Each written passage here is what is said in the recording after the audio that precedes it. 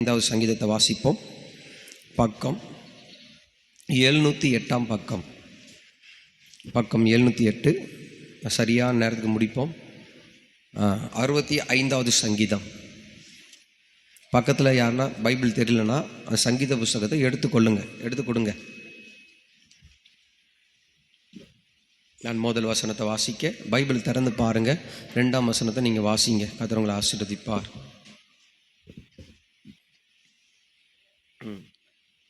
தேவன் சீயோனிலே உமக்கான துதியானது அமைந்து காத்திருக்கிறது, பொருத்தனை உமக்கு செலுத்தப்படும்.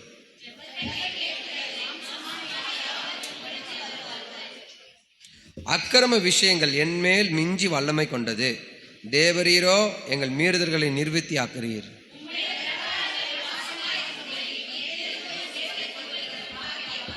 உம்முடைய பூமியின் கடையாந்திரங்களிலும் தூரமான சமுத்திரங்களிலும் உள்ளவர்கள் எல்லோரும் நம்பும் நம்பிக்கையாக இருக்கிற எங்கள் ரட்சிப்பின் தேவனே, நீர் பயங்கரமான காரியங்களை செய்கிறதினால் எங்களுக்கு நீதியுள்ள உத்தரவு அருளுகிறீர்.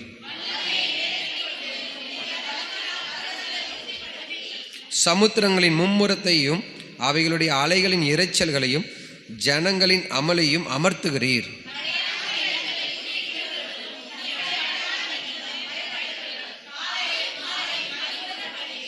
தேவரீர் பூமியை விசாரித்து அதற்கு நீர் பாய்ச்சுகிறீர், தண்ணீர் நிறைந்த தேவ நதியினால் அதை மிகவும் செழிப்பாக்குகிறீர்.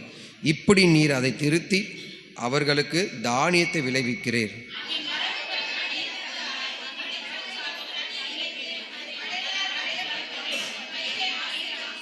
வருஷத்தை உம்முடைய நன்மையினால் முடிச்சுட்டுகிறீர், உம்முடைய பாதைகள் நெய்யாய் பொழிகிறது.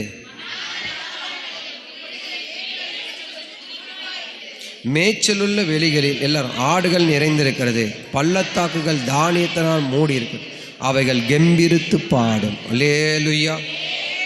ஆமென். ஜெபத்தை கேட்கிறவரே மாம்சமான யாவரும். அப்போ நம்ம ஆண்டவர் யார்னா, உங்கள் ஜெபத்தையும் விண்ணப்பத்தையும் கேட்கிற தேவன். அது மாத்திரம் இல்லாமல் 9ஆம் வசனம், தேவரி பூமியை விசாரித்து அதற்கு நீர் பாய்ச்சுகிறீர், தண்ணீர் நிறைந்த தேவ நதியினால் அது மிகவும் செழிப்பாக்குகிறீர். இப்படி நீர் அதை திருத்தி தானியத்தை விளைவிக்கிறீர்.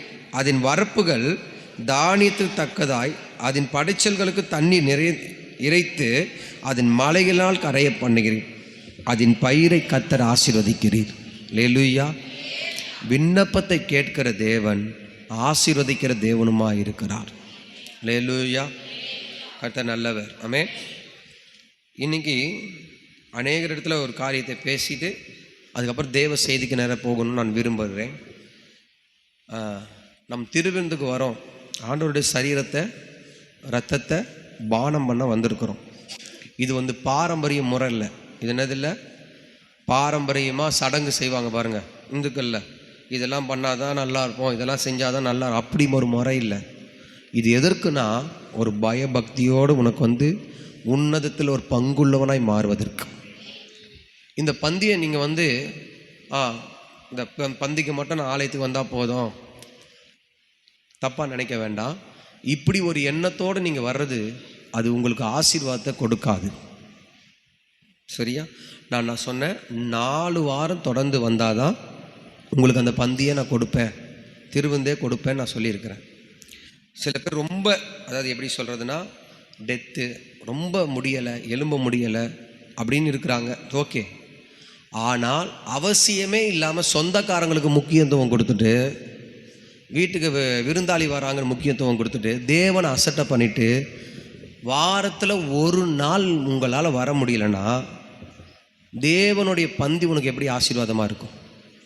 இப்போது ஒரு குறிப்பிட்ட காலேஜிலே எடுத்துக்கோங்க, அட்டண்டன்ஸ் இருந்தால் தான் என்ன பண்ண விடுவாங்க, இத்தனை நாள் அட்டண்டன்ஸ் இருந்தால் தான் உனக்கு என்ன பண்ண விடுவாங்க, அந்த வருஷத்தையும் நீ ப்ரொமோஷன் எக்ஸாம் எழுதி பாஸ் பண்ணி அடுத்த வருஷம் போக முடியும். அட்டண்டன்ஸ் இருக்கணும். அது எத்தனை நாள் இருக்கணும்? அவங்க குறிப்பிட்ட நாள் வச்சுருக்காங்க, அத்தனை நாளுக்கு நீ கிளாஸ் அட்டன் பண்ணி ஆகணும். இல்லைனா என்ன பண்ண மாட்டாங்க, மறுபடியும் எக்ஸாம் எழுத விட மாட்டாங்க, நீ கிளாஸ் அட்டன் பண்ணு சொல்லி தள்ளி போவோம், ஒரு வருஷமே வேணா போகும். அப்போ ஆண்டோடைய சமூகத்துக்கு வாரத்தில் ஒரு நாள் நம்ம வரும்போது நம்ம எப்படிப்பட்டவர்களாக இருக்கணும்? நான் சொல்கிறது உங்களுக்கு புரியுதா? பயபக்தியோடு. ஏன் அப்படின்னா இது திருவிருந்து ரொம்ப முக்கியமானது. நான் யோவான் புஸ்தகத்தை வாசிக்கும் போது கொஞ்சம் ரொம்ப அதிர்ந்தேன். அதை பற்றி நான் உங்களுக்கு சில காரியத்தை காமிச்சிட்டு வசனத்துக்கு நேரம் ஆண்டவருடைய செய்திக்கு நேரம் போவோம். எடுத்துக்கொள்ளுங்களேன். யோவான் புஸ்தகம் 6ஆம் அதிகாரம். எல்லாரும் பைபிளை தரங்க. பக்கம் 134 பக்கம் எடுங்க. 47ஆம் வசனத்திலேருந்து நம்ம தயவுசெய்து 58ஆம் வசனம் வரைக்கும் வாசிக்கலாம். என்னிடத்தில் விசுவாசமாய் இருக்கிறவனுக்கு நித்திய ஜீவன் உண்டென்று ஆண்டவர் சத்தியம் பண்ணி சொல்றார். மெய்யாகவே மெய்யாகவே உங்களுக்கு சொல்லுகிறேன். என்ன சொல்றாரு? ஜீவ அப்பம் நானே. உங்கள் பிதாக்கள் வனாந்தரத்தில் வானத்திலிருந்து பரலோகத்திலிருந்து மண்ணா வந்தது, அதை புசிச்சு கூட என்ன பண்ணாங்க? செத்தே போனாங்க. இதுல ஆண்டவருடைய சரீரத்தையும் ரத்தத்தையும் புசிக்கிறாங்க பாருங்க. இவன் எப்பவுமே மரணத்தை என்ன பண்ண மாட்டானா? பார்க்கவே மாட்டான். வானத்திலிருந்து இறங்கின அப்போ ஆண்டவராக இயேசு கிறிஸ்துவின் சரீரம் ரத்தமும் இதுவே. நானே வானத்திலிருந்து இறங்கின ஜீவ அப்பம். இந்த அப்பத்தை புசிக்கிறவனுக்கு என்ன உண்டாகும்? என்ன உண்டாகும்? ஜீவனை விடுங்க, அங்க என்ன சொல்லியிருக்க? பிழைப்பு உண்டாகும்.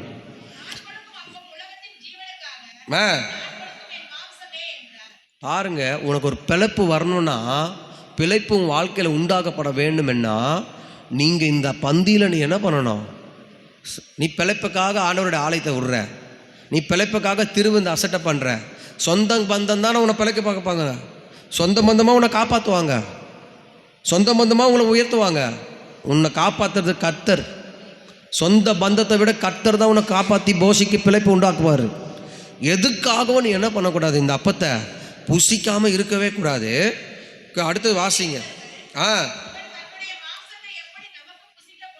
இவன் எப்படி தன்னுடைய மாம்சத்தை புசிக்க கொடுப்பான் என்றார்கள். வாக்குவாதம் பண்ணினாங்க.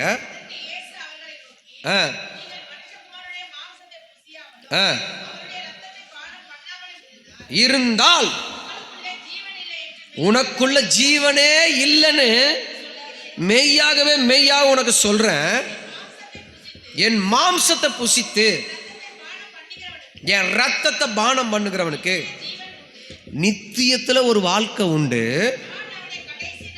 நான் என்ன பண்ணுவேன்? அவனை கடைசி நாள்ல எழுப்ப பண்ணுவேன். என் மாம்சம் மெய்யான போஜனம், என் ரத்தம் மெய்யான பானம். அவன் எப்படி இருக்கானா? அவருக்குள்ள நிலைத்திருக்கிறான், அவரும் அவனுக்குள்ள நிலைச்சிருப்பாரு. ஜீவனுள்ள பிதா என்னை அனுப்புனது போலவும், நான் பிதாவினால பிழைக்கிறது போலவும், என்னை புசிக்கிறவனும் என்னால தான் பிழைப்பான். என்னால தான் பிழைப்பான். வானத்திலிருந்து இறங்கின அப்பம் இதுவே. உங்கள் பிதாக்கள் புசிச்ச மன்னாவை போல அது அல்ல. அவர்கள் மரிச்சாங்க. இந்த அப்பத்தை புசிக்கிறவனோ என்றென்றைக்கும் பிழைத்தே இருப்பான் என்று கர்த்தர் சொல்லுகிறார். புரியுதா? எதுக்கு இது இவ்வளோ முக்கியத்துவம்? இந்த பூமியில் உன்னை எதிர்க்கிற எத்தனை கொள்ளை நோய் வரும் தெரியுமா? எத்தனை பேர் உனக்கு விரோதமாக மந்திரம் பண்ணுவாங்க, சூனியம் பண்ணுவாங்க தெரியுமா? எத்தனை பேர் உனக்கு சபிப்பாங்க தெரியுமா? அவருடைய ஜீவன் உனக்குள்ள இருக்கணும்னா இந்த அப்பத்தை நீ புசிக்க தகுதியாக மாறணும். நான் சொல்றது உங்களுக்கு புரியுதா? இன்னொன்று ஆண்டவர் என்கிட்ட சொன்னார், எடுத்துக்கொள்ளுங்க. அப்போஸ்தலர் புஸ்தகத்தை எடுங்களேன். நான் வாசிக்கும் போது அதிகாலையில் ஆண்டவருடைய தியானத்தில் இருக்கும்போது அப்போஸ்தலர் புஸ்தகத்தில் நீங்களே சொல்லுங்கள், நான் எப்படி நடக்கணும்னு. நான் உங்கள் கருத்துலேயே நான் என்னை விட்டு கொடுத்துட்றேன், என்னை தப்பாக நினைக்காதீங்க. நீங்கள் சொல்கிறபடி நீங்களே சொல்லுங்கள், நான் எப்படி நடக்கணும்னு கர்த்தர் சொல்கிறாரு, கர்த்தர் விரும்புகிறாருன்னு நீங்கள் சொல்லுங்கள். அதன்படி நம்ம செய்வோம். அப்போஸ்தலர் புஸ்தகம் 10ஆம் அதிகாரம் 35ஆம் வசனம்.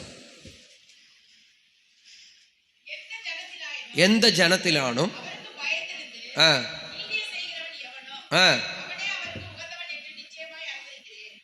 என்ன சொல்றாரு? எந்த ஜனத்திலும் அவருக்கு பயந்து நீதியை செய்கிறவன் எவனோ. யாருக்கு உகந்தது? தேவனுக்கு உகந்தவன் என்று. நான் மனுஷனுக்கு பயந்துடுறதா தேவனுக்கு பயப்படணும்? நீங்கள் உங்கள் கையில் கொடுத்துட்றேன். நான் நீதியை செய்யணுமா அநியாயத்தை செய்யணுமா? இல்லை, நான் உங்ககிட்டே சொல்கிறேன். என்னை தப்பாக நினச்சிக்கினாலும் பரவாயில்ல, என்னை கோச்சிக்கினாலும் பரவாயில்ல, நீங்கள் இப்படி பேசுகிறாரு அப்படின்னு வராமல் இருந்தாலும் அது உங்கள் விருப்பம்.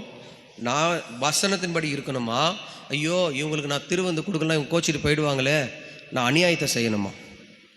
இவங்க பண்ணுற அக்கிரமெல்லாம் எனக்கு தெரியும், இவங்க தேவனை மறுதளிக்கிறதுலாம் எனக்கு தெரியுது, இருந்தாலும் நான் இவங்களுக்கு திருவந்து கொடுக்கணுமா? இவங்க சுத்திகரிப்பு கூட்டத்துக்கு வரமாட்டாங்க, பரிசுத்தமாக ஒப்பு கொடுக்க மாட்டாங்க, நேரத்துக்கு வரமாட்டாங்க. ஆனால் எல்லாத்தையும் பார்த்துட்டு ஐயோ இவங்க கோச்சிட்டு போயிடுவாங்களே சபையை விட்டு அப்படின்னு சொல்லிட்டு நான் வந்து அநியாயத்தை செய்யணுமா, இல்லை கர்த்தருக்கு முன்னாடி நான் நீதியை செய்யணுமா? நீங்கள் சொல்லுங்கள். உங்ககிட்டே இந்த இந்த இந்த இதுவை இப்போ படித்ததை உங்ககிட்டே நான் இது எனக்கு காலையில் படிக்கும்போது இந்த வார்த்தை என்னை அப்படியே முடிச்சிச்சு, அப்படியே என்னை வந்து அப்படியே நிறுத்திச்சு. எனக்கு அடுத்தது என்ன செய்யறதுன்னு புரியல. எந்த ஜனத்தில் இருக்கட்டும், எவ்வளோ பெரிய பணக்காரனாக கூட இருக்கட்டும், எவ்வளோ பெரிய ஐஸ்வர்யவனாக கூட இருக்கட்டும், எவ்வளோ உன் மேலே உனக்கு அன்பு கூர்ணவனாக கூட இருக்கட்டும், என் மேலே அன்பு கூறுறவங்களாக கூட இருக்கட்டும், என் மேலே பாசம் வச்சவங்களாக கூட இருக்கட்டும், அவருக்கு பயந்து நான் நீதியை செய்யணுமா, இல்லை என் மேலே இவங்க பாசம் வச்சுருக்காங்களே, என் மேலே இவங்க அன்பு வச்சுருக்கிறாங்களே, எனக்காக எல்லா வேலையும் செய்கிறாங்க, இவங்களுக்கு பயந்து நான் அநியாயத்தை செய்யணுமா? நீங்கள் சொல்லுங்கள். அப்போது இந்த பந்தி எடுக்கிற விஷயத்தை நேற்று நிறைய பேர் என்கிட்ட கேட்டாங்க, நான் எடுக்கலாமா? நான் கர்த்தருடைய சமூகத்திலேருந்து இந்த பிலாத்து இயேசுக்கிட்ட சொன்னது மாதிரி தான் உங்ககிட்ட நான் ஒப்பு கொடுக்குறேன். வாரத்தில் 2 மணி நேரம் உன்னை படைத்த தெய்வத்தை பார்க்க வராமல் எதுக்கு ஞானஸ்தானம் எடுத்து என்ன பிரயோஜனம்? நீ ஞானஸ்தானம் எடுத்து என்ன பிரயோஜனம் நான் கேட்குறேன். அவருடைய மாம்சமும் அவர் ரத்தத்தையும் நீ புசிக்கலைன்னா உனக்கு எப்படி பிழைப்பு வரும்? நீ எப்படி பிழைப்ப? கர்த்தர் எப்படி உனக்கு பிழைப்பு உண்டாக்குவார்? உனக்கு எங்கே தான் ஓடினாலும் என்ன தான் வந்தாலும் அதன் வருத்தம் என்ன தெரியுமா? அது சஞ்சலம் தான் உனக்கு இருக்கும். அதோட பிள்ளை உங்களுக்கு என்ன நினைக்கிறோம் தெரியுமா? நீ ஓடுவ, பிழைக்கலான்னு ஓடுவ, சுத்துவ, திரிவ, எல்லாம் செய்வ, கடைசியில் அதனுடைய பலன் வருத்தத்தின் அப்பத்தை தான் நம்ம சாப்பிடுவோம். முன்ன வனாந்தரத்தில் ஆண்டவர் வானத்திலேருந்து மன்னாவை கொடுத்து ஜனங்களை போஷித்தார்.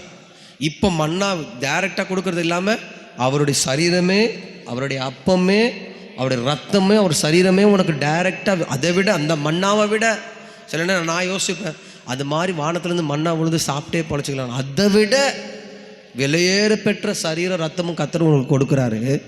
அதை நீ எப்படி அசட்டை பண்ணலாம்? உங்கள் இஷ்டத்துக்கு எல்லா காரியத்தையும் செஞ்சுட்டு வந்துட்டு அதை நீங்கள் என்ன பண்ணக்கூடாது? நேற்று தினத்தை சுத்திகரிப்பில் ஆவியான வெளிப்படுத்தினார். அவருடைய சரீரத்தையும் அவன் ரத்தத்தையும் வாங்கின உடனே கர்த்தர் பேசுகிறார், எவன் கையில் இது இருக்கோ அவன் தான் என்னை காட்டி கொடுக்க போகிறான்னு யூதாஸ் குறித்து பேசுகிறார். பேசியும் அவன் காதில் வாங்கும் மனம் திரும்பாமல் என்ன பண்ணிட்டான்? காட்டி கொடுத்துட்டான். அப்போ மனம் திரும்பி நீ உடன்படிக்கை பண்ணி இனி எல்லா வாரமும் நான் சரியாக வருவேன் அப்படி நீங்கள் தீர்மானம் பண்ணி எடுத்தாதான் உன்னுடைய வருமானத்துக்கும் ஒரு பிழைப்பு வரும், உன் சரீரத்துக்கும் ஒரு பிழைப்பு வரும், உன் குடும்பத்துக்கும் ஒரு ஆசீர்வாதம் வரும். கடைசி நாளில் கர்த்தர் உன்னை உயிரோடு எழுப்ப முடியும். கடைசி நாளில் கர்த்தர் அவரோடு கொண்டு போக முடியும். அவருக்கும் உனக்கும் ஒரு உறவே இல்லை. எப்படி உன்னை காப்பாற்றுவார் நீங்கள் நினைக்கிறீங்க? எப்படி உங்களை காப்பாற்றுவார்? எந்த ஜனத்தலாக இருக்கட்டும், எவ்வளோ பெரிய மனுஷனாக இருக்கட்டும், அவருக்கு நான் பயப்படணும், நீதியை நான் அவருக்கு நான் செய்யணும். அதுதான் கர்த்தர் விரும்புவார். உங்களுக்கு பயப்படுறது கர்த்தருக்கு நான் பிரியமாக வாழ முடியாது. ஏன் பாஸ்டர் இப்படி கடினமாக பேசுகிறா நினைக்காதீங்க. நீங்கள் பரலோகம் போகணும் தான் எனக்கு ஒரு ஆசை. அதுவும் சொல்லிட்டு அபாத்திரமாக தகுதியான சுத்திகரிப்பு இல்லாமல் நீ கண்டதை ஃபோனில் பார்த்துட்டு நீ கண்டதை செஞ்சதெல்லாம் செஞ்சுட்டு நீ வந்து ஏதோ கொடுக்குறாங்களே இது நம்ம எடுக்கணுமே, நீ எடுத்தால் அது உனக்கு ஆசீர்வாதமாக இருக்குமா? நீங்கள் சொல்லுங்கள். அல்லேலூயா. அப்போ இந்த பந்திக்கு முன்னாடி கர்த்தர் பேசுகிறார், உன்னை நீ ஒப்பு கொடுக்க வேண்டும். இனிமேட்லேருந்து நான் சொல்ல மாட்டேன், நீங்களே 4 வாரம் வரலன்னா தயவுசெய்து எடுக்காதீங்க. ஒரு வாரத்தில் ஒரு நாள் 2 மணி நேரம் ஆண்டவர் சமூகத்தில் வந்து உட்கார முடியாத நீங்கள் எதுக்கு வந்து பந்தியில் மட்டும் எடுக்கணும்னு வரீங்க? நான் கேட்குறேன், தப்பாக நினைக்காதீங்க. உண்மையாக தேவனை தேடு, அப்போ தான் உனக்கு பிழைப்பு உண்டாகும். நீ வந்து எடுக்காமல் இருக்கிறது நலமாக இருக்கும். அதனால் நிறைய நான் ஊற்றலை, ஆண்டோட ரத்தத்தை ரொம்ப ஊற்றலை நான். எல்லாருக்கும் மனசாட்சி இருக்குது. கர்த்தர் அவர்களே நியாயம் தீர்ப்பார். நான் செய்ய வேண்டியது அவருக்கு பிரியமாய் நீதியை நான் செய்யணும். இதுதான் ஆலயத்தோட சட்டத்திட்டம்னா, அந்த சட்டத்திட்டத்துக்கு கீழ்ப்படுகிறவனை தான் கர்த்தர் ஆசீர்வதிப்பார். அல்லேலூயா. நான் தப்பு பண்ணினே இருக்கிறேன், நான் அதாவது நான் எடுக்கலைன்னா நீ எடுக்காமலே போ. ரொம்ப அதாவது எப்படின்னா பிழைப்பே இல்லாமல் போயிடும். என்ன இருக்காது, நீ ஓடுவ, உழைப்ப, சம்பாதிக்கலாம் நினைப்ப. கர்த்தர் நினைச்சாதான் உனக்கு அந்த ஆசீர்வாதம் வரும். அதுதான் அந்த யோவானில் சில பிழைக்க மாட்டான். கர்த்தர் சொல்லிட்டு இருக்க, பிழைக்க மாட்டான். அவன் இஷ்டத்துக்கு ஓடுறானா ஓட்டம், அவன் இஷ்டத்துக்கு முயற்சி பண்ணட்டும், பிழைப்பு நான் கொடுக்கணும் அப்படின்னு கர்த்தர் சொல்லி இருக்கிறார். அல்லேலூயா. அப்போ ஆண்டவரோட பிள்ளைங்க ஜாக்கிரதையாக இருக்கணும். இனி வர நாட்களில் திருவிருந்த 9:15 கொடுத்துருவேன். எப்போ? 9:15 திருவிருந்த கொடுத்துட்டு தான் ஆராதனை நடத்த போகிறேன். வர்றவங்க எடுங்க, இல்லைன்னா இல்லை, அவ்வளோதான். அல்லேலூயா. ஆமென். உங்கள் இஷ்டத்துக்கு நீங்கள் லேட்டாக வந்து திருவிருந்து கலந்துக்கிறதுலாம் இனி வர நாட்களில் கர்த்தருக்கு தான் பயப்படணும். பயந்து வர 2 பேராவது அந்த பந்தியில் ஆசீர்வாதமாக இருக்கட்டுமே. அல்லேலூயா. ஆமென். சரி, இப்போ கர்த்தருடைய வார்த்தைக்கு நேரம் நம்ம கடந்து போவோம். கர்த்தர் நம்மோடு பேசும்படியா நல்ல கரங்களை உயர்த்தி ஸ்தோத்திரம் பண்ணுங்க. இந்த மாதத்தின் வாக்கு தத்தத்தின்படி கர்த்தர் நம்மோடு கூட இன்னும் அதிகமாக இடைப்படும்படியா, கர்த்தர் நம்மோடு வார்த்தையில் பலப்படுத்தும்படியா. மனுஷன் அப்பத்தினால் மாத்திரம் அல்ல, கர்த்தருடைய வாயிலிருந்து புறப்படுற வார்த்தையிலே பிழைப்பான். அதன்படி கர்த்தர் நம்மோடு இடைப்படுவாராக. இயேசுவின் மூலம் ஒப்புக் கொடுக்கிற பிதாவே. எசேக்கியேல் புஸ்தகம் 36ஆம் அதிகாரம் பக்கம் 1007. உங்கள் மேல் மனுஷரையும்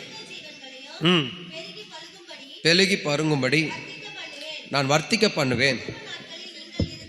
பூர்வ நாட்கள் நீங்கள் இருந்த நிலைமையில் ஸ்தாபித்து உங்கள் முந்தின சீரை பார்க்கிலும் உங்களுக்கு நல்ல சீர் உண்டாக்க செய்வேன். அதனாலேயே நான் தேவன் என்று நீ அறிந்து கொள். ஆண்டவர் கடந்த நாட்களில் உனக்கு நான் நல்ல சீரை உண்டாக்க போகிறேன், நான் உன்னை சீர்படுத்தி உனக்கு நன்மையை செய்ய போகிறேன்னு கர்த்தர் வாக்கு கொடுத்தார். அதே வாக்கு தத்தத்திலிருந்து கடைசியில் எசேக்கியேல் 36 எடுத்து வாசிங்க. நான் கர்த்தராகிய நான் நிர்மூலமானவைகளை கட்டுகிறேன் என்றும் பாழானதை அப்பொழுது இதை சொன்னேன், இதை செய்தேன். என்னவென்றால்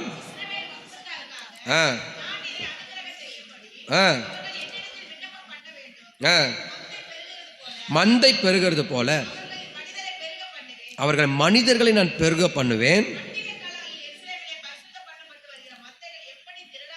திரளா இருக்கிறதோ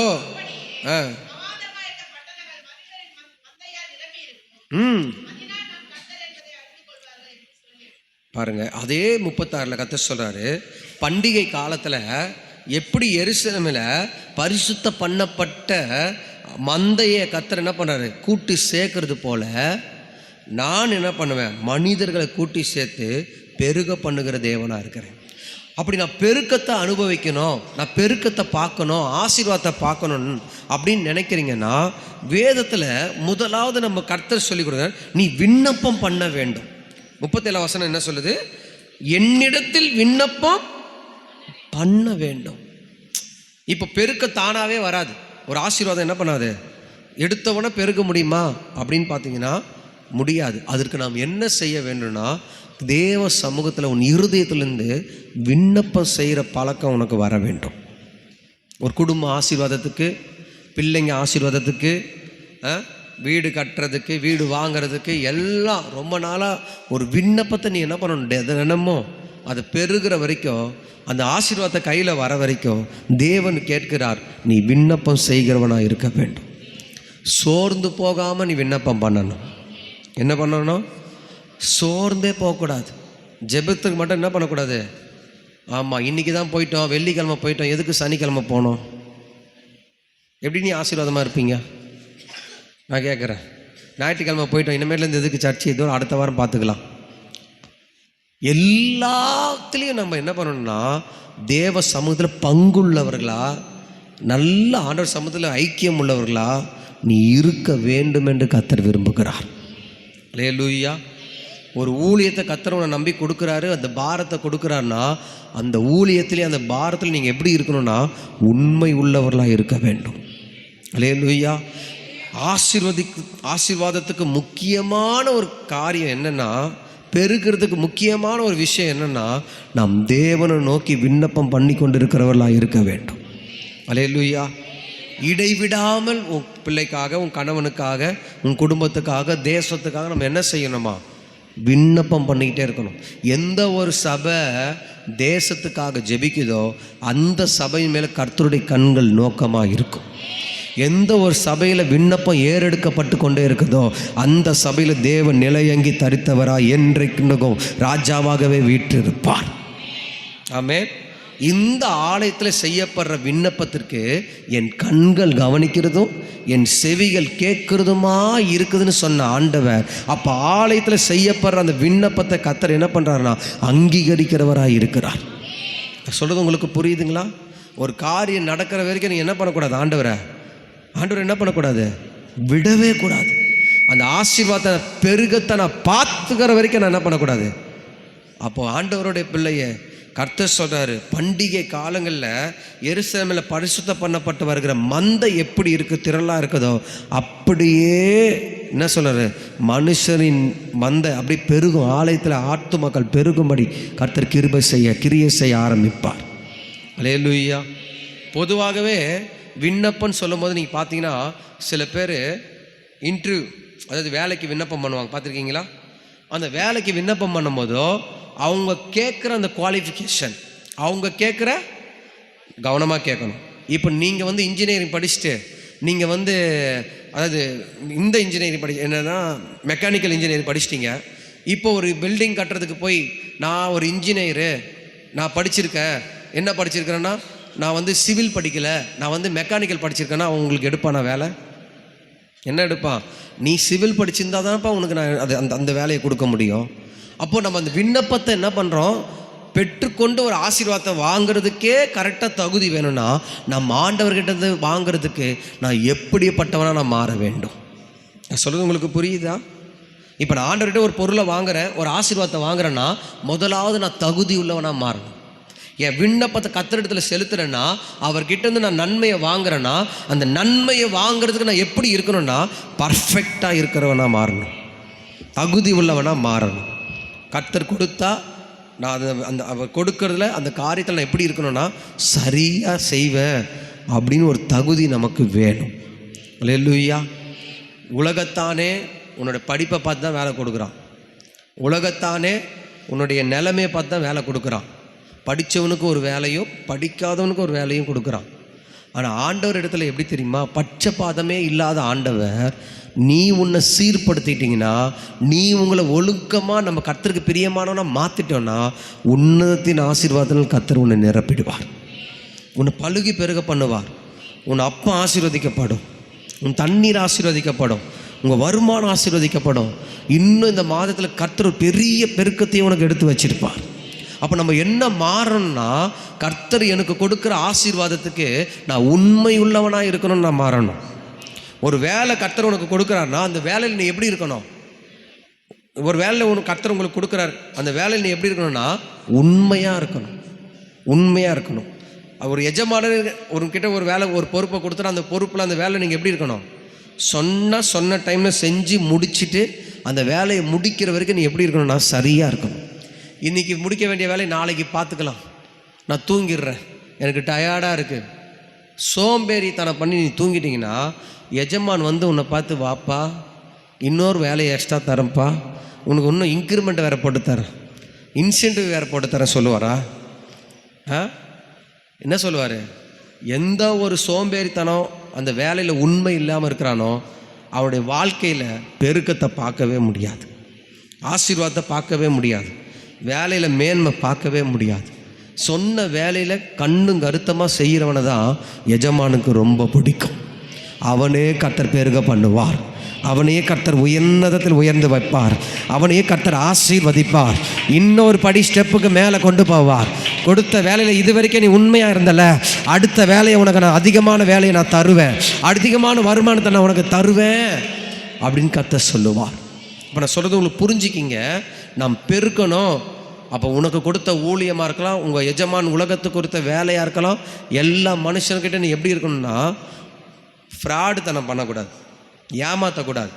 கொஞ்சத்தில் அவர் என்ன சொன்னால் அதில் நம்ம எப்படி இருந்துட்டு போனோம், உண்மையாக இருக்கணும். அல்லேலூயா, அல்லேலூயா, ஆமென், ஆமென். அப்போ ஆண்டவருக்கு முன்னாடி நீங்கள் விண்ணப்பம் பண்ணுறதுல சரியாக இருப்பீங்கன்னா உங்கள் விண்ணப்பத்தை கேட்கிற ஆண்டவர் உனக்கு பெருக்கத்தை கட்டளை இடுகிற தேவனாக இருப்பார். அல்லேலூயா. அது ஆண்டவர் சொல்லும் போது ஒருத்தனுக்கு ஒரு 5 தாளந்தம், ஒருத்தனுக்கு 10 தாளந்தம், ஒருத்தனுக்கு 1 தாளந்தம் கொடுத்துடுவார். இந்த தாளந்தெல்லாம் கொடுத்துட்டார். அந்த தாளந்தில் 5 வச்சிருக்கிறவன் 10 மாற்றிட்டான், 10 வச்சிருக்கிறவன் 20 மாற்றிட்டான். ஆனால் 1 வச்சிருக்கிறவன் என்ன பண்ணான்னா பள்ளந்தோண்டி என்ன பண்ணான், போயிட்டு தூங்கிட்டார். கொடுத்ததில் அவன் எப்படி இல்லை, உண்மையாக இல்லை, உண்மையாக இல்லை. அப்போ அவன் தூங்கிட்டதுனால எஜமான் வந்து கேட்குறான், எப்பா எல்லாரும் நான் கொடுத்தேன், எல்லாத்துலேயும் வந்து கொடுங்க ரிட்டர்னு. அப்போ 10 கொடுத்தவன் 20 ஆகிட்டு அவன் சந்தோஷமாக கொடுக்குறான். 5 கொடுத்தவன் 10 ஆகி சொல்கிறான். 1 கொடுத்தவன் 1 இடத்துல வந்து கொடுக்குறான். என்னடா பண்ணன்னு கேட்குறாரு. நீங்கள் வந்து கரெக்டாக கணக்கு கேட்பீங்க. நீங்கள் விதைக்காததை அறுக்கிறவர், இல்லாததை உருவாக்குறவர், அதுக்காக தான் நான் பத்திரப்படுத்தி புதைச்சி எத்தனை வந்து கொடுக்குறேன். அப்போ ஆண்டவர் சொன்ன சோம்பேறியும் ஊழியக்காரனே, சோம்பேறித்தனமானவனே, நீ வாழ்க்கையில் என்றைக்குமே பெருக்கத்தை பார்க்கவே முடியாது. உள்ளதும் எடுத்து இல்லாதவங்கிட்ட கொடுத்துடுவேன், இருக்கிறவங்கிட்ட கொடுத்துடுவேன். அப்போது தேவன் எந்த ஒரு ஊழியத்திலையா இருக்கட்டும், தேவன் எந்த ஒரு வருமானத்திலையா இருக்கட்டும், உனக்கு கொடுத்த எந்த ஒரு தாளந்தாக இருக்கட்டும், படிப்பாக இருக்கட்டும், எல்லாவற்றிலும் நீங்கள் எப்படி இருக்கணும்னா கர்த்தருக்கு முன்னாடி நீ உண்மையாக இருக்கணும். உன் மனுஷனுக்கு முன்னாடி, எஜமானுக்கு முன்னாடி நீ உண்மையாக இருக்கணும். அல்லேலூயா, அல்லேலூயா, ஆமென். அப்படிப்பட்டவங்களை தான் கர்த்தர் என்ன பண்ணுவார்னா உன்னதத்தில் ஆசீர்வாதத்தை பார்க்க முடியும். அல்லேலூயா, ஆமென், ஆமென். எசேக்கியேல் அந்த ராஜாவை குறித்து பார்க்கலாம். 2ஆம் அதிகாரம், 2 ராஜாக்கள் 20ஆம் அதிகாரம் 1லேருந்து 11 வரைக்கும். பக்கம் 497 பக்கம், பக்கம் 497. 2 ராஜாக்கள் 20 1லேருந்து வாசிப்போம். இல்லம் 2 ராஜா. அந்த நாட்களில் எசேக்கியா வியாதிப்பட்டு மரிச்சு போகிற நிலைமையில போயிட்டான், செத்தே போகிற நிலைமைக்கு போயிட்டான். ஒரு பாஸ்டர் தீர்க்கதரிசி வரார். ஏசாயா அவனிடத்தில் வந்து அவனை நோக்கி என்ன சொல்ற, நீர் உங்கள் வீட்டு காரியத்தை என்ன பண்ணு, எதெல்லாம் செட்டில்மெண்ட் பண்ணுமோ, குழந்தைக்கு எல்லாம் சொத்தெல்லாம் எழுதி வச்சு எல்லாத்தையும் கிளியர் பண்ணி செட்டில்மெண்ட் பண்ணிட்டு, நீ இனிமேட்டு பிழைக்க மாட்ட, நீ சாக போற அப்படின்னு சொல்லிட்டார் கர்த்தர். அவர் சொல்லிட்டார். அந்த பாஸ்டரு வீட்டுக்கு வந்து சொல்லிட்டாரு. உடனே இவன் என்ன பண்ணிட்டான்னா சுவர் போகிறமா முகத்தை திருப்பி, கர்த்தாவே, எப்படி கேட்குறான் பாரு விண்ணப்பத்தை ஆண்டுகிட்ட சொல்கிறார் பாரு. கர்த்தாவே, நான் உமக்கு முன்னாடி உண்மையும் மன உத்தமமாக நடந்து, நீங்கள் பார்க்கும் போதெல்லாம் நீங்கள் என்னை பார்க்குறீங்க நினச்சி நான் நல்லதெல்லாம் செஞ்சேனே என்று நினைத்தரலும் என்று விண்ணப்பம் பண்ணி அழுதான். அந்த அந்த பாதி முற்றத்தை ஏசாயா தீர்க்கதரிசி தாண்ட பொழுது சொன்னது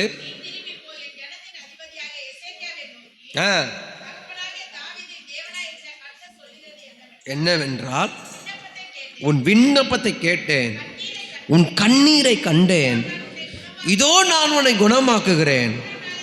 நீ 3ஆம் நாளில் கர்த்தருடைய ஆலயத்தில் நீ போவ, உன் நாட்களோடு 15 வருஷத்தை நான் கூட்டுறேன், உன்னையும் உன் கூட அந்த ஜனங்களையும் அசிரியன் ராஜாவின் கைக்கு தப்புவித்து என் நிமித்தமும் ஆதரவா இருப்பேன் என்று சொல். இப்போ இவருடைய விண்ணப்பம் எப்படி இருக்கு பாருங்க. ஆண்டவரே, உமக்கு முன்பாக நான் உண்மையும் மன உத்தமமாக நடந்து நீங்கள் பார்க்குற போதெல்லாம் நான் நலமானதெல்லாம் செஞ்சேன். இதெல்லாம் நினச்சி பாருங்கப்பா. இந்த விண்ணப்பத்தை நீங்கள் பண்ணணும். நீங்கள் எப்படி பண்ண, ஆண்டவருக்காக நீ என்ன செஞ்சாலும் சரி, ஆண்டவர் நிமித்தமாக நீ ஒரு கிளாஸ் தண்ணி கொடுத்தா கூட சரி, ஆண்டவரே உங்கள் நிமித்தமாக நான் செஞ்சதை நீங்கள் நினச்சி பாருங்கப்பா, நீங்கள் நினச்சி பாருங்கள் ஏசப்பா அப்படின்னு நீங்கள் ஒரு விண்ணப்பத்தை பண்ணுற பழக்கம் வரணும். அல்லேலூயா. அவர் நினச்சி பார்ப்பாரு, இருந்தாலும் நீ சொல்கிறது ஒரு நல்லதாக இருக்கும். எசேக்கியா அப்படி தான் சொல்கிறான். எசேக்கியா என்ன பண்ணுறாரு, அப்படி தான் சொல்கிறாரு, ஆண்டவரே உங்கள் முன்னாடி நான் எப்படி நடந்தேன், நீங்கள் தேசத்தில் எனக்கு ஒரு வேலையை கொடுத்தீங்க, ஒரு ராஜாவாத்தினீங்க, அந்த ராஜாங்கத்தில் நான் எப்படி நடந்தேன், நான் எப்படி இருந்தேன், என் வீடை கொடுத்தீங்க, என் பிள்ளைங்க கொடுத்தீங்க, என் கணவன் மனைவியை கொடுத்தீங்க, என் மனைவிக்கிட்ட நான் எப்படி இருந்தேன், என் வீட்டு பிள்ளைங்கிட்ட நான் எப்படி இருந்தேன், எல்லாத்துலேயும் நான் மன உத்தமமாக இல்லையா, மனதில் உண்மையாக இல்லையா? அவர்கிட்ட சொல்கிறது பாருங்க, மனசில் உண்மையாக இல்லையா, மனசில் உண்மையாக இல்லையா? ஆண்டவர் உங்கள் இருதயத்தை மனசையும் பார்ப்பார். உன் மனைவிடத்தில் உன் மனசில் நீ உண்மை உத்தமமாக நடக்கணும். கணவன்கிட்ட நீ எப்படி நடக்கணும், தகப்பனுக்கு பிள்ளைங்க எப்படி நடக்கணும், தாய் மகளில் எப்படி இருக்கணும். ஆமாம், இதை யார் பார்ப்பானா, மனசுக்குள்ளே நீ யோசிக்கிற யோசனையெல்லாம் கர்த்தர் அறிவார். விளையாட்டுக்கு சொல்ல, நீ மனைவிக்கு தெரியாமல் புருஷனுக்கு தெரியாமல் எல்லாம் என்ன பண்ணாலும் உன் மனசில் போடுற திட்டத்தை கர்த்தர் தெரியும், கர்த்தருக்கு தெரியும். உங்கள் யோசனை கர்த்தர் அறிவார். ஒரு குடும்பம் ஆசீர்வாதமாக இருக்கணும்னா கணவன் மனைவி 2 பேரும் இணைஞ்சு ஒரு மனமாக ஒரு காரியத்தை செஞ்சாதான் அதில் ஒரு பெரிய ஆசீர்வாதத்தை நீ பார்க்க முடியும்.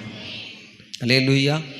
2 பேரும் ஒரே சரீரம் என்று நினச்சி 2 பேரும் ஒரு ஆலோசனை பண்ணி ஒரு தீர்மானம் எடுத்து அதை நீங்கள் செய்யும் பொழுது கர்த்தர் அதில் பிரியமாக இருப்பார். அல்லேலூயா.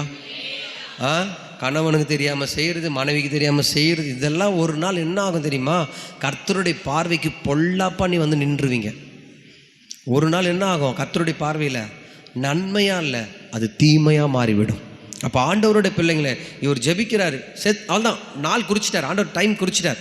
இன்றைக்கி நீ சாக போகிறடா, உன் சொத்தெல்லாம் என்ன பண்ணு, எழுது, யார் யாருக்கு பொண்ணுக்கு எழுதணுமா பிள்ளைக்கு எழுதணுமா எல்லாத்தையும் எழுதிடு, எல்லாருக்கும் செட்டில்மெண்ட் பண்ணிவிடு, ராஜாங்கத்தில் அடுத்தது யார் வரப்போகிறா எல்லாத்தையும் ரெடி பண்ணிவிடு சொல்லிவிட்டு அந்த தீர்க்கதரிசி வெளியே போகிறாரு.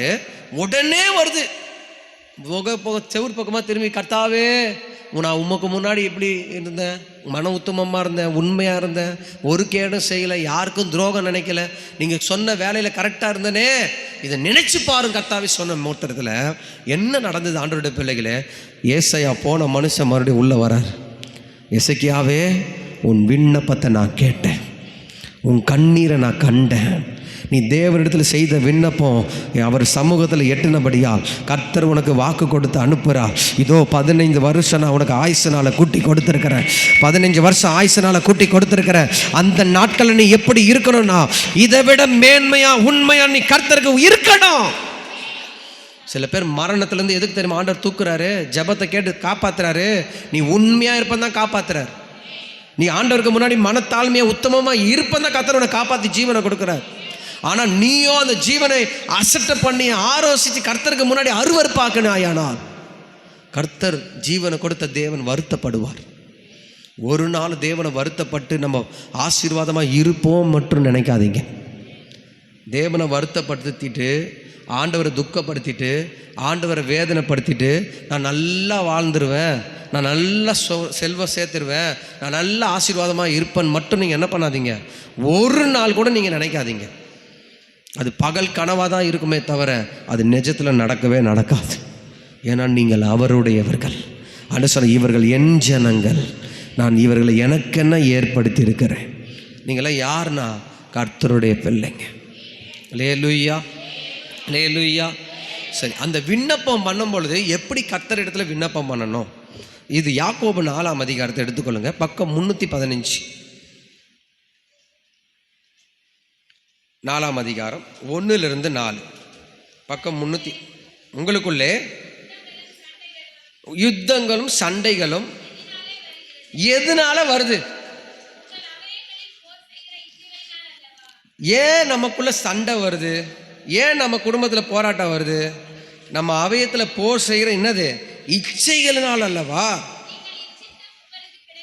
நீ இச்சித்தும் உனக்கு கிடைக்கல,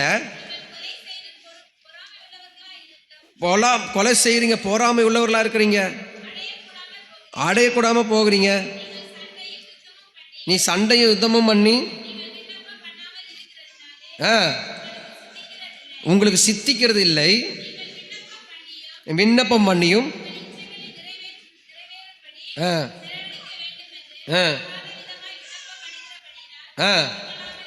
தகாத விதமா விண்ணப்பம் பண்றதுனால பெற்றுக்கொள்ளாம இருக்கிறீங்க. விபச்சாரரே, விபச்சாரிகளே,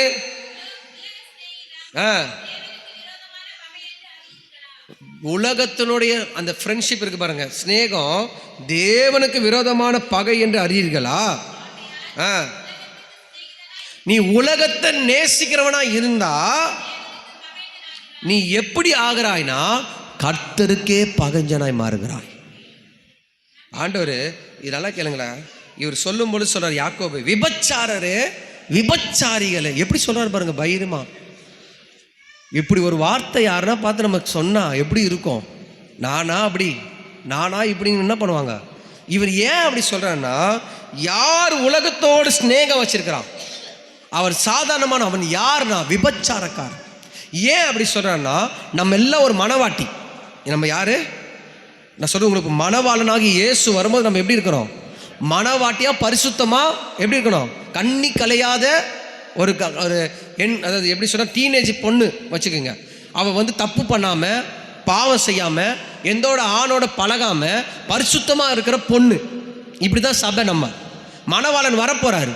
இப்போ அதே பொண்ணு உலகத்தின் பக்கமா போய் அவன் நேசத்துக்குள்ள போய் தன்னை தீட்டுப்படுத்தி தன் கற்பை கொலைச்சி தன்னை வந்து உலகத்தின் மேல ஆசை வைக்கிறவன் எப்படி போவான்னா, பைபிள் சொல்லுது விபச்சாரர்களே, விபச்சாரிகளே. இதுதான் அவர் சொல்றார் யாக்கோபு. உலகத்துக்கு பக்கமா ஒருத்தன் ஆசை வச்சு போறானா, உலகத்தின் சந்தோஷம் தான் முக்கியமா போறானா, அப்போ அவன் மணவாளன் என்ன, மணவாட்டி என்ன ஆகிறா? தீட்டுப்பட்டு போறான். அவ கற்பு என்ன ஆகுது? கொலைஞ்சி போகுது. அவள் கற்பு என்ன ஆகுது? கற்பு கொலைஞ்சவ எப்படி மணவாளன் திருமணம் பண்ண முடியும்? ஆண்டவர் எப்படி பரலோகத்துக்கு கொண்டு போக முடியும்? நான் சொல்றது உங்களுக்கு புரியுது ஆண்டவருடைய பிள்ளையே? அப்போ உலகத்தின் பக்கமாக ஈர்க்கப்பட்டு உலகத்தின் பக்கமாக போகிற நம்ம என்ன பண்ணணும்னா எச்சரிக்கையோடு இருக்க வேண்டும்.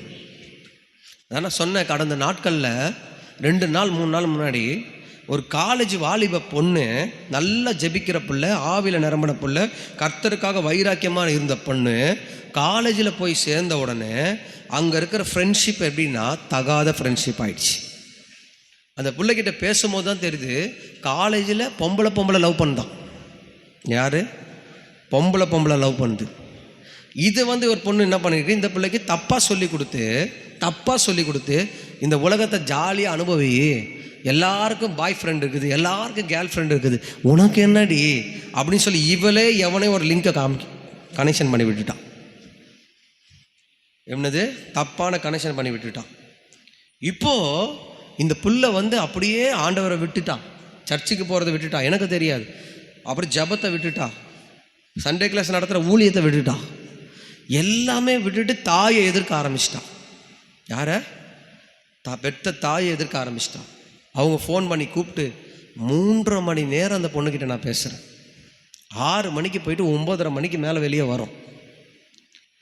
ஒரு வழியாக அதுக்கு ஆண்டவரை பற்றி சொல்லி, உன்னுடைய தரிசனம் எப்படி இருக்குன்னு சொல்லி, உன்னை கர்த்தர் எதற்காக அழைச்சார்னு சொல்லி, நீ இப்படி போகிறது நல்லதில்லை, நீ இப்படி போகிறது வந்து ஆண்டவர் சித்தம் இல்லை, ஆண்டவர் விருப்பம் இல்லை. அந்த அம்மாவே என்னன்னா விண்ணப்பம் பண்ணுறாங்க. என்ன விண்ணப்பம் பண்ணுறாங்கன்னா, இவன் ரட்சிக்கப்பட்டு நான் கல்யாணம் பண்ணுவேன். எங்கன்னா அறிவு இருக்கா? அவன் ரட்சிக்கப்பட்டு கல்யாணம் பண்ணுவியா? இல்லை அவன் வழியில் இழுத்துட்டு போவானா? அந்நிய நுகத்தோடு நீ என்ன பண்ணக்கூடாது? பைபிள் சொல்லுது, பிணைக்கப்படவே கூடாது. என்ன பண்ணக்கூடாது? கனெக்ஷன் இருக்கவே கூடாது. தேவனுக்கும் தேவ பிள்ளைகளுக்கும் தான் இருக்கணும். ஆமாம், அதுவும் தேவ சித்தத்தின்படி தான் நடக்கணும். இந்த அம்மாவுடைய விண்ணப்பம் என்னது? அவரை கொண்டு வருவாங்களாம், ஞானஸ்நானம் கொடுக்க வைப்பாங்களாம், ரட்சிக்கப்பட, இப்படி ஒரு விண்ணப்பம் பண்ணிட்டு இருக்காங்க இந்த ஏசப்பா கிட்ட. நான் சொன்ன இந்த தகாத விண்ணப்பம்லாம் நீ பண்ணுறது உன் வாழ்க்கையில் என்ன இருக்காது? ஆசீர்வாதமாக இருக்காது. ஒரு வழியாக புரிய வச்சு அந்த பிள்ளைக்கு கவுன்சிலிங் கொடுத்து பேசி, எக்ஸாமே எழுதலை, என்னது செமஸ்டர் எக்ஸாமே எழுதலை. அவங்க பேரண்ட்ஸ் அம்மா போனால் அவங்க பிள்ளை காலேஜுக்கே வரல, டெய்லியும் காலேஜ் கிளம்பி போகுது. எங்கே போய் எங்கே சுற்றுது? நான் ஏன் சொல்ல வரேன்னா, உலகத்தின் பக்கமாக இழுக்குது. அது இப்போ இன்னொரு ட்ரெண்டுனா கல்யாணம் ஆனவங்களை இழுக்கிற வலுவை புது விதமாக போயின்னுக்குது. கல்யாணம் ஆகி குழந்தை பெற்றதெல்லாம் இப்போ என்ன பண்ணுது? T-shirt pant. பார்த்த கல்யாணம் ஆன மாதிரியா இருக்குது, புள்ள பெற்ற மாதிரியா இருக்குது. அசிங்கமாக இல்லை? அதுவும் சர்ச்சுக்கு போகுது. மேக்கப்பெல்லாம் நல்லா பண்ணிக்கிட்டு என்ன எங்கே போகுது? உலகத்துக்கு பக்கமாக நீ போகிறனா? நீ யார்? தேவனுடைய பார்வையில் நீங்கள் யார்? விபச்சாரி, விபச்சாரர். அப்படிதான் அவர் சொல்றார். யாக்கோபு பகிரங்கமாக பேசுறாரு. என்னது? உலக ஸ்நேகம் தேவனுக்கு பகையை உண்டாக்கும். நீ தேவனுக்கு பகையை உண்டாக்கிட்டு எப்படி நீங்க தேவன் இடத்துல இருந்து ஆசீர்வாதம் பெறுவ? நீங்க சொல்லுங்க பார்க்கலாம். கும்மால் அடிக்கிறதெல்லாம் தெரியாதா? இப்போ என்னன்னா இன்னொரு காலம் வரப்போகுதுன்னு நினைக்கிறேன். பொண்டாட்டி மாற்றிப்பாங்க போல. அசிங்கமா இல்லை? ஆமாம், நான் ஓப்பனாக தான் பேசுகிறேன் உங்ககிட்ட. இவங்க ஃப்ரெண்டு அவங்க மனைவி, அவங்க ஃப்ரெண்டு இவங்க மனைவி. வாங்க 2 பேர் டூருக்கு போவோம். எங்கே போவோம்? வெயில் காலம், கோடை காலம் போவோம். ஆமாம், போய் எங்கே போய் என்ன ஆக போகுதுன்னு யாருக்கு இன்னும் என்ன நடக்க போகுதுன்னு தெரியல. நம்ம ஊரில் தான் நடக்குது, நம்ம ஊரில் தான் நடக்குது. வாழ்க்கையை இழந்துடாமல் ஜாக்கிரதையாக இரு. உலகத்தின் பக்கமாக போகாது. ஒரு ஆண்டவருடைய பிள்ளை எப்படி இருக்கணும்னா கர்த்தருக்காக மட்டும்தான் நீ வைராக்கியமாக நிற்கணும். உலக ஸ்நேகம் உனக்கு வேண்டாம், உலகத்தினுடைய அன்பு உனக்கு வேண்டாம், உலகத்தினுடைய பாசம் வேணாம். உண்மையாக ஜெபிக்கிறவங்களோட ஸ்நேகமாக இரு. உண்மையாக கர்த்தருடைய ஆலயத்தில் வைராக்கியமாக இருக்கிறவங்களோட நீ ஸ்நேகமாக இரு. கர்த்தர் அவங்கள ஆசீர்வதிக்கிற தேவன் அதை பார்த்து உன்னை ஆசீர்வதிக்க ஆரம்பிச்சிடுவார், உன்னை பெருக ஆரம்பிச்சிடுவார். உனக்கு வேண்டாம் மகனே, உனக்கு வேண்டாம் மகளே, தேவனுடைய நன்மையை நீ கெடுத்து போடாத, கெடுத்து போடாத. இந்த உலக ஸ்நேகம் தான் தப்பான உறவு கொண்டு போகுது. எங்கே கொண்டு போகுது? தப்பான உறவில் போயிடுது. ஃப்ரெண்டுன்னு வீட்டில் நுழைய விடுறது தான் ஃப்ரெண்டு மாதிரி வேறு மாதிரி அப்படியே போயிடுது. ஜாக்கிரதையாக இருக்கணும். அல்லேலூயா. அதுதான் யாக்கோபில் சொல்லிட்டாரு, நீ விண்ணப்பம் பண்ணுறது வேஸ்ட், நீ சரியாயிட்டு விண்ணப்பம் பண்ணு, உனக்கு நான் எல்லாமே நான் செய்கிறேன். அதுதான் கர்த்தருடைய எதிர்பார்ப்பு. நீ முதல்ல சரியாக மாறு, நீ சரியாக இரு, நீ ஒழுக்கமாக மாறிடு, தேவன் பார்வையில் பிரியமாக இருக்க ஒப்புக்கொடு. பாஸ்டர் இப்படி பேசுகிறாரு அப்படின்னு நீ நினைக்காதீங்க. எச்சரிக்கிறாருன்னு புரிஞ்சுக்குங்க. கர்த்தர் தான் பேசி எச்சரிக்கிறாருன்னு தெரிஞ்சுக்குங்க. என்னத்துக்கு உங்களுக்கு பொம்பளை ஃப்ரெண்ட்ஷிப்பு? இன்னும் பொம்பளை ஃப்ரெண்ட்ஷிப் தான் ரொம்ப மோசமாக போகுது. 2 குடும்பி மண்டை 2 லேடிஸு சேர்ந்ததுனாலே ரொம்ப போச்சு. ஆமாம், கர்த்தரோடு நான் உண்மையே சொல்கிறேன், ஜெபிக்கிறவங்களோடு உன் ஸ்நேகம் இருக்கும்னா, அவங்க கரெக்டாக சத்தியத்தில் நடத்துவாங்கன்னா அது உங்கள் வாழ்க்கையில் மேன்மையை கொண்டு போய் விடும். நீ ஜெபிக்காதவங்களோடு ஸ்நேகம் இருக்குன்னா அது கர்த்தருடைய பார்வையில் ஆகாதுன்னு போயிடும். அல்லேலூயா. ஆமேன், ஆமேன். ஃப்ரெண்டெல்லாம் ரோட்லேயே முடிச்சுக்கணும். எங்கே முடிச்சுக்கணும்? தெரு முனையிலே முடிச்சுக்கணும், ஆஃபீஸ்லேயே முடிச்சுக்கணும். இந்த வீட்டுக்கெல்லாம் கூட்டு வர பழக்கம் யாருக்குமே என்ன பண்ணக்கூடாது. உலகம் ரொம்ப பொல்லாங்கில் போயிட்டு இருக்கு. காலம் ரொம்ப கொடிய காலம். கர்த்தர் யாருக்கோ தான் பேசுகிறார். அல்லேலூயா. ஆமென். அப்போ ஆண்டவருடைய பிள்ளைய கர்த்தருடைய பார்வையில் நீ ஆசீர்வதிக்கப்படணும்னா உலகத்தை விட்டு நீ தனியாக வேறு பிரிக்கப்பட்டு வரணும். கர்த்தருக்காக நீ வைராக்கியமாக நிற்கணும். அல்லேலூயா. அதனால் ஒரு பெரிய நன்மை நீங்கள் காண்பீர்கள். சரி, அடுத்த காரியத்தை நம்ம வாசிக்க போகிறோம். நீதிமொழி புஸ்தகம் 25-28. நேரம் இல்லை, தடனை எடுங்களேன். 785வது பக்கம் 25:8. தன் ஆவியை அடக்காத மனுஷன் அவன் எப்படி இருக்கிறான்னா, ஒரு மதில் இடிந்து போன ஒரு பாழான பட்டணத்தை போல அவன் இருக்கிறான். நான் சொல்றது உங்களுக்கு புரியுதா? இப்போ பாலானது கட்டப்படும் எசேக்கியேலை நம்ம பார்க்குறோமே, அடுத்த காரியத்தை பார்க்குறோமே. இப்போ ஒரு மனுஷன் ஆசீர்வதிக்கப்படணும், பாலாய் போன மனுஷன் கட்டப்படணும், பாலா போன மனுஷன் வாழ்க்கையில் மறுபடியும் சந்தோஷம் வரணும், பாலா போன மனுஷனுடைய வாழ்க்கையில் மறுபடியும் ஆசீர்வாதம் வரணும் அப்படின்னா தன் ஆவியை அவன் அடக்கிறவனா மாறணும். அது சொல்கிறது உங்களுக்கு புரியுதா? தன் ஆவியை என்ன பண்ணணும்? தன் ஆவியை எப்படி அடக்கணும்? ஆமென். அல்லேலூயா. நமக்கு ஆவியில் எல்லாமே செய்ய தோண்டும், மாம்சம் அப்படியே தூண்டும். அதை உள்ளேருந்து அந்த ஆவியில் ஏவி அப்படியே இதை பண்ணணும், அதை செய்யணும், இதை செஞ்சே ஆகணும், இன்றைக்கி இதை பண்ணியே ஆகணும், ஒரு தீர்மானம் பண்ணி அந்த பாவத்துக்குள்ளே போகிறது. அது என்ன மனுஷன்னா ஆவியை அடக்காத மனுஷன். அவன் எப்படியாப்பட்ட மனுஷன்? ஆவியை அடக்காத மனுஷன். அப்போ ஒரு மனுஷன் தன் ஆவியை அடக்குவானால் அவனுடைய வாழ்க்கையில் எப்படி இருக்கணும்னா கர்த்தருடைய ஆசீர்வாதத்தை பார்க்க முடியும். என்ன பார்க்க முடியும்? கர்த்தருடைய ஆசீர்வாதத்தை அவன் பார்க்க முடியும். அப்போ கர்த்தர் ஒரு முக்கியமாக சொல்ல, தன் ஆவியை அடக்கணும். தன் ஆவியை என்ன பண்ணணும்? அடக்கணும். அது அடக்காத பட்சத்தில் நம்முடைய வாழ்க்கை குட்டி செவராக போகும். பாலான இடிஞ்சு போகணும்னா குட்டி செவர். குட்டி செவராக சொல்லுவேன் தெரியுமா உங்களுக்கு? குட்டி செவரில் எல்லாமே ஏறி வந்துடும். நரி, ஓனா, பல்லி, இப்படி எல்லாமே என்ன பண்ணோம்? அந்த செவரை தாண்டி வரும். இது உயரமான கோட்டை செவராக இருந்தால் ஒருத்தனை உள்ள வர முடியாது. அப்போ நம்ம வாழ்க்கை குட்டி செவராக போகாமல் இருக்கணும்னா தன்னுடைய ஆவி அடக்கிற மனுஷனாக நம்ம இருக்க வேண்டும். அல்லேலூயா. யோபு சொல்கிறாரு, 5ஆம் அதிகாரம் 2ஆம் வசனத்தை வாசிப்போம். பக்கம் 637 பக்கம். யோபு 5:2 வாசிங்க, அழகாக தெளிவா. கோபம் நிர்மூடனை என்ன பண்ணுமா? கொல்லும். போராமையும் புத்தி இல்லாதவனு. இப்போ நல்லா கேளுங்க, இந்த 2 காரியத்தை நம்ம அடக்கிறவங்களா வரணும். எந்த 2 காரியம்? கோபத்தையும் போராமையும் ஒரு மனுஷன் என்ன பண்ணணும்? சொல்லுங்க, பக்கத்தில் பார்த்து சொல்லுங்க. கோபத்தையும் போராமையும் நீ என்ன பண்ணணும்? அடக்கணும். என்ன செய்யணுமா? கோபத்தை அடக்க ஆராதனை பண்ணணும், போராமையை அடக்க ஆராதனை பண்ணணும். புரிஞ்சிச்சா? அடக்க ஆராதனைனா என்ன தெரியுமா உங்களுக்கு? செத்து போனவங்களை எதுன்னு வைக்கிறோமே, அது ஒரு இடத்துல வச்சு மூடிட்டு அதோடு அவன் ஏந்தவும் முடியாது, அவ்வளோதான் கதை. அது மாதிரி நீங்கள் என்ன பண்ணணும்? ஒரு கோபத்தையும் போராமையும் நீ சொல்லணும். கோபம் வரும்போது உன்னை தான் நான் அடக்கம் பண்ணிட்டேன், நீ எப்படி எழுந்துப்ப? போராமை வந்துடும், உன்னை தான் நான் அடக்கம் பண்ணிட்டேன், நீ எப்படி போராமை புத்தி உனக்கு வரும்? எழுப்புறதுக்கு இடம் கொடுக்கறது யாருன்னா நம்ம தான். நீ அது என்ன வந்தாலும் நீ என்ன பண்ணக்கூடாது?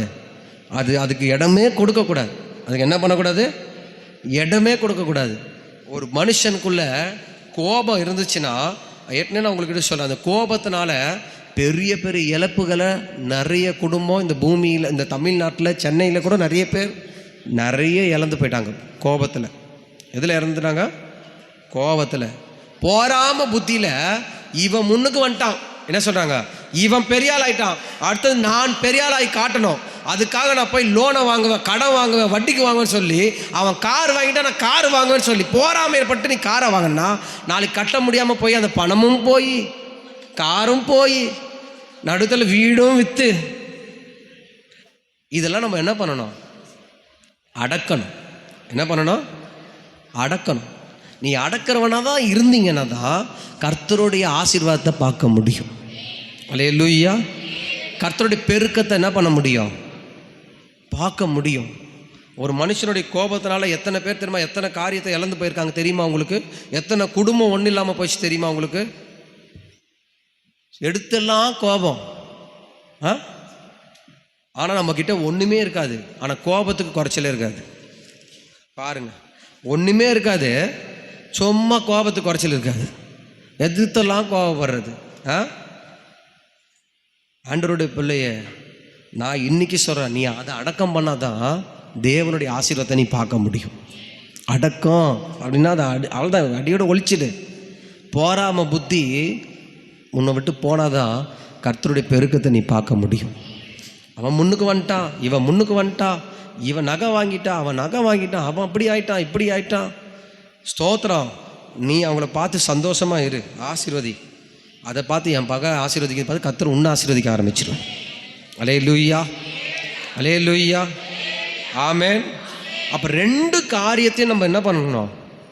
நம்மளை விட்டு அடக்கம் பண்ணிடணும். என்ன பண்ணணும்?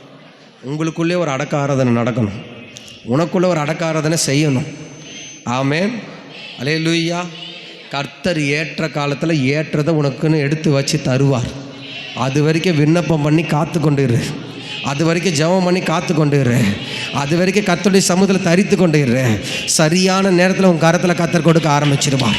சரியான நேரத்தில் உன்னை தேடி வர ஆரம்பிச்சிடும். கர்த்தர் உன்னை நினைச்சதுக்கு மேலே ஆசீர்வதிப்பார். ஆமென். அதாவது ஆண்டவர் சொன்னார், கர்த்தருடைய ஆசீர்வாதமே ஐஸ்வர்யத்தை தரும். அதில் நமக்கு என்ன இருக்காதான்? வேதனையே வராதான். அப்போ நம்ம சுயமாக ஆசீர்வாதத்தை பார்க்குறது என்ன வரும்? வேதனை தான் வரும், கஷ்டம்தான் வரும். அல்லேலூயா, அல்லேலூயா, ஆமென். அப்போ நல்லா ஒன்று தெரிஞ்சுக்க ஆண்டவருடைய பிள்ளையே, கர்த்தர் உங்களை ஆசீர்வதிக்கணும், உங்களை மேன்மைப்படுத்தணும், இன்னும் ஒரு படி என்னை உயர்த்தணும் அப்படின்னு நீங்கள் நினைக்கிறீங்க. ஓகே, எல்லாத்துக்கும் சரி, நமக்குள்ள ஒரு அடக்கம் வரணும். அதாவது சொன்னேன், இதை அடக்கிட்டு விண்ணப்பம் பண்ணு, இதை அடக்கிட்டு ஜெபம் பண்ண ஆரம்பி. உன் விண்ணப்பத்தை கர்த்தர் கேட்பார், உன் விண்ணப்பத்துக்கு பதில் கொடுக்க ஆரம்பிப்பார். இதையே அடக்காமல் விண்ணப்பம் பண்ணி என்ன பிரயோஜனம் நான் கேட்குறேன். அல்லேலூயா, ஆமென். சில காரியத்தை நம்ம விட்டால் தான் தேவனுடைய ஆசீர்வாதத்தை நம்ம பார்க்க முடியும், அனுபவிக்க முடியும். ஆமென், அல்லேலூயா. நீ உயிருள்ள தேவனை ஆராதிக்கிறது மெய்யினா, நீங்கள் ஜீவனுள்ள தேவனை வணங்குறது உண்மைன்னா, உனக்குள்ள இருக்கிற இந்த காரியத்தை நீ இன்றைக்கு அடியோடு ஒழிச்சுப்பார். கர்த்தர் உனக்கு ஆசீர்வாதத்தை கட்டளை இடாமல் போக மாட்டார். கர்த்தர் வானத்தை திறப்பார், பலகணிகளை திறப்பார், வெண்கல கதவுகளை உடைப்பார். கர்த்தர் எல்லாவற்றிலும் நன்மையினால் உன்னை திருப்தியாக்குவார். சகல நன்மையினால் உன்னை திருப்தியாக்குவார். அல்லேலூயா, ஆமென். அடக்காம போனீங்கன்னா உண்மையிலே சொல்கிற ஆண்டோட பிள்ளை, நீங்கள் எடுத்துக்கொள்ளுங்க. என்னாகும் புஸ்தகம் 25ஆம் அதிகாரம், தயவுசெய்து முடிக்கிறேன், 1-9 வரைக்கும் இதோட முடிக்கிறேன். நிறைய எடுத்துகிட்டு வந்தேன், ஆனால் நான் இது உங்களுக்கு விளக்கிட்டு நான் அடக்காமல் போனவங்களுடைய என்ன கதி ஆனாங்கன்னு காட்டுறேன் உனக்கு. நான் சொல்ல புரியுதுங்களா? தன்னுடைய ஆசையை அடக்காமல், தன்னுடைய எல்லாமே அடக்காமல் அவங்க என்ன ஆயிட்டாங்கன்னு பாருங்கள். என்னாகமும் 25ஆம் அதிகாரம் 1-9, பக்கம் 204. கரெக்டாக தெளிவாக அழகாக வாசிங்க ஐயா. இஸ்ரவேல் சீத்திம்ல தங்கி இருக்கையில்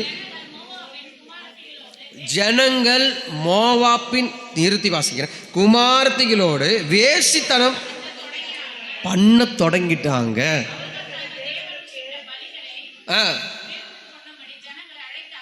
ஜனங்கள் போய் புசித்து அவர்கள் தேவர்களை பணிந்து கொண்டார்கள். இப்படி இஸ்ரவேல் பற்றி கொண்டார்கள். அதனால் இஸ்ரவேல் மேல் கர்த்தருடைய கோபம்.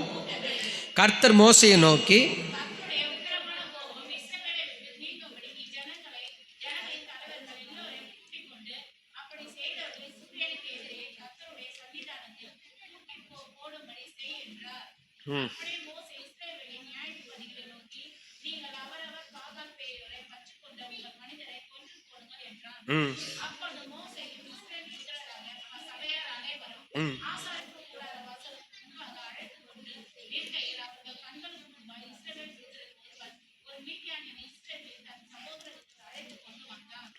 சரி, இதுக்கு மேலே நானே படிச்சிடறேன், யாருக்கும் புரியாது. நானே படித்து இந்த கதையை நான் சொல்லிடுறேன். இப்போ ஆண்டவர் இஸ்ரவேல் ஜனங்களை ஒரு கூட்டமாக கொண்டு வந்துட்டார். எங்கேருந்து? எகிப்திலேருந்து கொண்டு வந்துட்டார். இப்போ கொண்டு வந்த உடனே இங்கே இது வரைக்கும் பாதுகாத்த கர்த்தர், இது வரைக்கும் சாப்பாடு தண்ணி, அவங்க ட்ரெஸ்ஸு பழசா போல், செருப்பு தேஞ்சு போல், குடும்பத்தில் அழகாக சந்தோஷத்தை மகிழ்ச்சியும் கொடுத்த கர்த்தர். குடும்பத்தில் என்ன கொடுத்தாரு? சந்தோஷத்தையும் மகிழ்ச்சியும் கொடுத்த கர்த்தர். எப்போ இவனுங்க தான் ஆசையை அடக்காமல் பக்கத்து ஒரு பொம்பளையோட வேசித்தனம் பண்ண ஆரம்பித்தானோ, அப்போவே கர்த்தர் என்ன பண்ணார்னா, அவர் கோபத்தினால அந்த பாதுகாப்பை எடுத்து போட்டார்.